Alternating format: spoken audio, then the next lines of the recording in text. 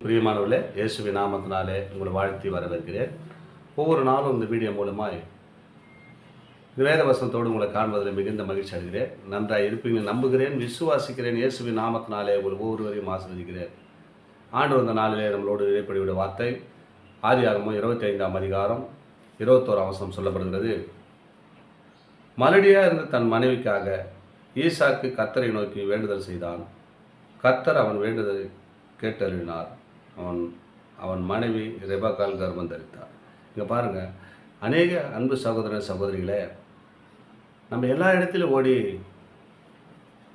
விண்ணப்பம் வைத்திருக்கலாம், வேண்டுதல் செய்திருக்கலாம், நடைபெறாத சோர்ந்து உட்கார்ந்துருக்கலாம், குழந்தை இல்லையே என்று.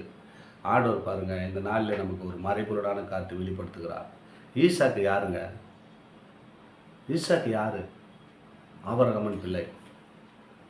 ஆபிரகாம் பிள்ளைக்கு குழந்தை இல்லை. அவர் என்ன பண்ண பாரு, யார் இடத்திலும் கேட்கல, கர்த்தரிடத்தில் வேண்டுதல் செய்தாராம். யாரெல்லாம் இப்போ கர்த்தரிடத்தில் வேண்டுதல் செய்யாத எங்கெங்கே ஓடிக்கிறீங்க? உங்கள் வாழ்க்கையில் அந்த குழந்தை பாக்கியம் இல்லையா? ஈசாக்கு தன் மனைவிக்காக வேண்டுதல் செய்தாராம். உங்கள் மனைவிக்காக நீங்கள் தாங்க வேண்டுதல் பண்ணணும். மற்றவங்களாம் வேண்டுதல் பண்ண பார்க்கக்கூடாது. உங்கள் மனைவிக்காக நீங்கள் வேண்டுதல் பண்ணுங்கள். ஒரு 1/4 மணி நேரம் இல்லை ஒரு 5 நிமிடமாவது தேவனுடைய பாதப்படியில் அமர்ந்து ஜெபிங்க.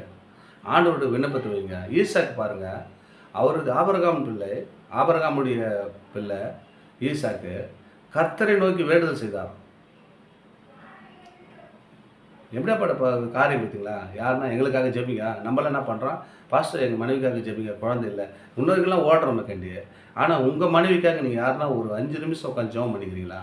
இங்கே பாருங்கள், வேதத்தில் அழகாக தெளிவுபடுத்துகிறார்.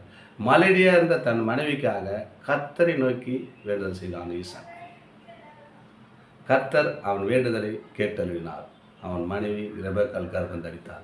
உங்கள் மனைவிக்கு கர்ப்பம் தரிக்கணும்னா நீங்கள் தாங்க அதுக்கு முயற்சி எடுக்கணும், நீங்கள் தாங்க ஜெபிக்கணும். ஆண்டவர் சொல்லுகிறார். எவ்வளோ ஒரு அற்புதமான காரியம் சொல்லுகிறார் பாருங்கள். நீங்கள் யாருன்னா இது பேர் செய்யாதுங்களா? இனிமேல் தொடருங்க.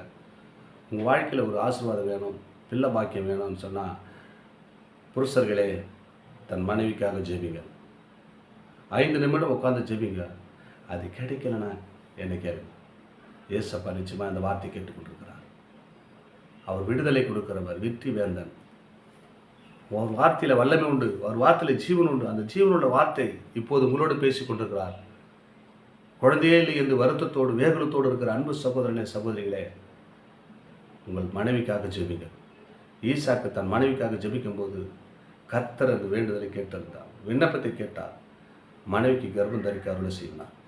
கர்ப்பத்தின் கனி கர்த்தரால் வரும் சுதந்திரம், அவரால் கிடைக்கும் பலனுங்க. அது பிள்ளை பலன் அவரால் கிடைக்கும் பலன்.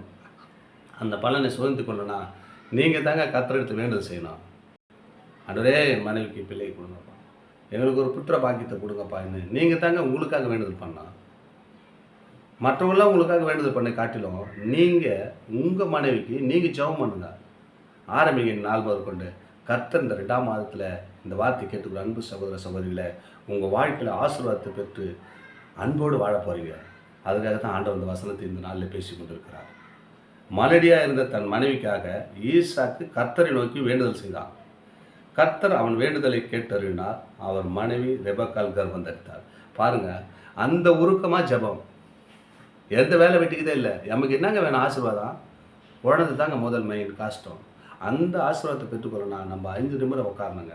தேவனுடைய பாதப்படியில் உட்காந்து அவருடைய மன்றாடி ஜெபிக்கும் போது அந்த குழந்தையை ஈசாக்கு பெற்றுக்கொண்டான். அவன் என்ன கேட்டானோ அது கர்த்தர் கொடுத்தார். உங்கள் வாழ்க்கையில் அது வேணும்னு சொன்னால் நீங்கள் இந்த நாள் முதல் கொண்டு ஆண்டவருடைய பாதப்படியில் ஒரு 5 நிமிடம் ஒதுக்குங்க. எல்லா காரியத்தை விட்டு ஆசீர்வாதம் வேணும் இல்லை, உங்களுக்கு ஆசீர்வாதம் வேணும் இல்லையா, உங்கள் வாரிசு வேணும் இல்லையா, உங்கள் மனைவிக்காக நீங்கள் ஜெபிங்க. நிச்சயமாக கர்த்தர் அந்த வார்த்தையை கேட்டிருந்து ரெபக்காளுக்கு கர்ப்பம் தரித்தது போல உங்கள் வாழ்க்கையில் கர்ப்பத்தை கர்த்தர் உண்டு பண்ண ஒரு வல்லவராக இருக்கிற கபாலாபாராதான் நபருக்கு உங்கள் வாழ்க்கையில் அது உண்டு பண்ண ஒரு வல்லவராக இருக்கிறார். சோர்ந்து போகாதீங்க, ஜெபிங்க, ஆசீர்வாதத்தை பெற்றுக்கொண்டு அன்போடு வாழுங்க. ஆமென். God plus.